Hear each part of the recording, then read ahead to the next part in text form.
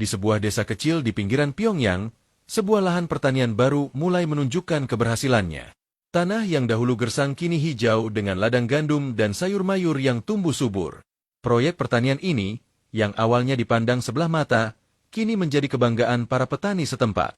Keunikan lain dari tempat ini adalah lokasinya yang berdampingan dengan sebuah masjid kecil, sesuatu yang langka di Korea Utara.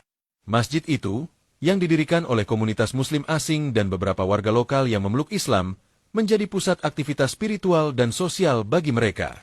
Kabar mengenai keberhasilan pertanian ini akhirnya sampai ke telinga pemimpin tertinggi Korea Utara, Kim Jong-un. Tertarik dengan hasil yang luar biasa, ia memutuskan untuk melakukan kunjungan mendadak. Dengan iring-iringan kendaraan dan penjagaan ketat, ia tiba di lahan pertanian saat sore menjelang malam. Para petani berbaris dengan rapi, memberikan penghormatan penuh rasa hormat kepada pemimpin mereka. Kim Jong-un berjalan perlahan, mengamati hasil pertanian dengan ekspresi puas. Ia berbicara dengan beberapa petani, mendengarkan cerita mereka tentang bagaimana tanah ini diolah dengan metode yang lebih efisien, termasuk penggunaan pupuk alami dan sistem irigasi baru yang diterapkan oleh beberapa ahli pertanian dari luar negeri. Namun, di tengah percakapan itu, sebuah suara menggema di udara. Suara yang tidak biasa terdengar di negeri yang hampir tidak memiliki tradisi keagamaan yang terbuka. Suara adzan maghrib berkumandang dari masjid kecil di tepi ladang. Kim Jong-un terdiam sejenak. Para pejabat di sekelilingnya saling berpandangan, tak tahu bagaimana harus bereaksi. Alih-alih marah atau merasa terganggu, ekspresi wajah Kim Jong-un justru tampak penasaran. Dengan langkah mantap, ia berjalan menuju masjid tersebut, membuat pengawal dan stafnya bingung. Begitu tiba di depan masjid, ia melihat banyak orang, baik warga Korea maupun orang asing, tengah berkumpul untuk berbuka puasa.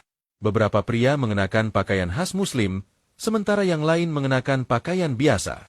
Wajah mereka tampak cerah, penuh kebahagiaan dan kehangatan. Seorang pria Indonesia, yang tampaknya merupakan pemimpin komunitas tersebut, segera menyambutnya. "Selamat datang, Tuan Kim," katanya dengan bahasa Korea yang fasih. "Nama saya Ahmad. Saya berasal dari Indonesia. Saya adalah imam di masjid ini." Kim Jong-un mengangguk, mengamati piring-piring sederhana yang berisi kurma, sup hangat, dan roti. Bau makanan yang menggoda bercampur dengan suasana keakraban yang hangat. "Apa yang sedang kalian lakukan?" tanyanya. "Kami sedang berbuka puasa, Tuan Kim," jawab Ahmad. "Hari ini kami telah berpuasa sejak subuh. Tidak makan dan minum hingga matahari terbenam." Kim Jong-un mengernyit. "Tidak makan dan minum sepanjang hari? Untuk apa?" Ahmad tersenyum. "Ini adalah bagian dari ibadah kami, sebagai bentuk pengendalian diri, rasa syukur, dan solidaritas dengan mereka yang kurang beruntung."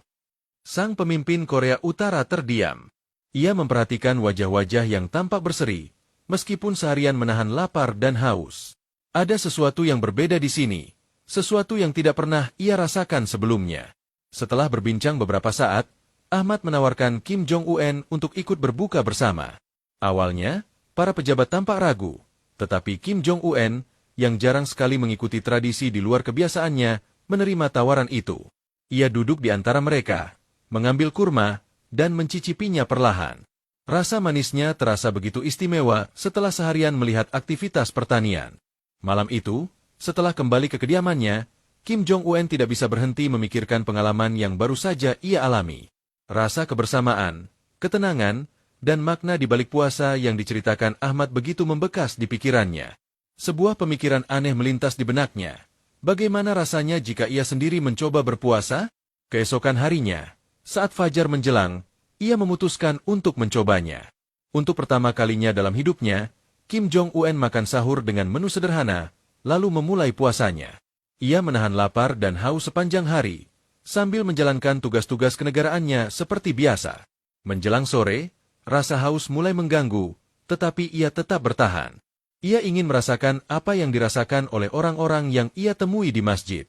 Ketika matahari mulai tenggelam, Kim Jong-un kembali ke masjid itu.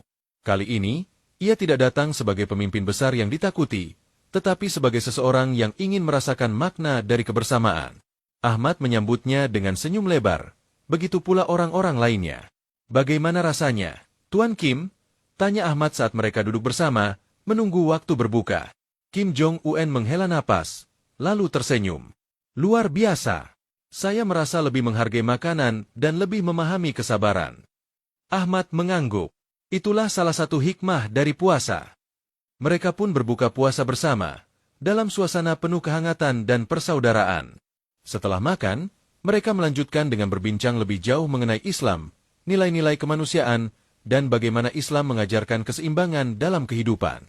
Kim Jong-un, yang terbiasa dengan sistem politik yang ketat, mulai memahami bahwa ada cara lain untuk membangun kedisiplinan dan persatuan di masyarakat.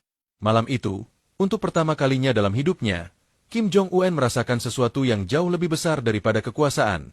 Ia merasakan kedamaian.